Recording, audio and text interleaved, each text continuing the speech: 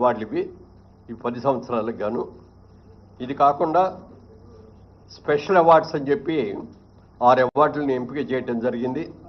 ఈ అవార్డులో first award NTR national award. ఇది నందమూరి బాలకృష్ణ గారికి ఎన్టీఆర్ గారి అవార్డు ఇవ్వడం జరిగింది. అలాగే జయరాజ్ గారు, పైడి జయరాజ్ గారు అని మన తెలంగాణ నుంచి వెళ్ళిన వ్యక్తే, హిందీ సినిమాల్లో చాలా సినిమాల్లో హీరోగా యాక్ట్ చేసినట్టు వ్యక్తి.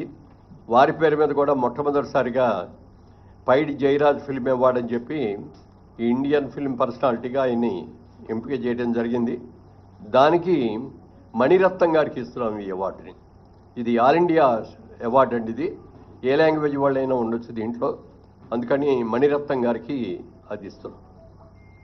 Next B N Reddy film award for Telugu film director Shri Sukumar, ఆయన బెస్ట్ డైరెక్టర్. అలాగే 4లో Nagi Reddy Chakrapani film award Telugu film producer Atluru Purnachandra Rao గారు. అలాగే కాంతారావు గారి పేరును కూడా మొట్టమొదటిసారిగా రేవంత్ రెడ్డి గారు వీరి పేరు మీద కూడా ఒక అవార్డుని ఇవ్వటం జరిగింది. ఆ అవార్డుని విజయ్ దేవరకొండకి కాంతారావు గారు అవార్డు ఇస్తున్నాం. అలాగే రఘుపతి వెంకయ్య ఫిల్మ్ అవార్డు, ఇది అదర్ దాన్ ఫిల్మ్ ఆర్టిస్ట్, అంటే కేటగిరీలో ఫిల్మ్ ఆర్టిస్ట్ కాకుండా అదర్ వాళ్ళకి. దీనిలో ప్రముఖ రచయిత ఎండమూరి వీరేంద్రనాథ్ గారికి ఈ అవార్డు సెలక్షన్ జరిగింది. ఇది అవార్డుల యొక్క వివరాలు.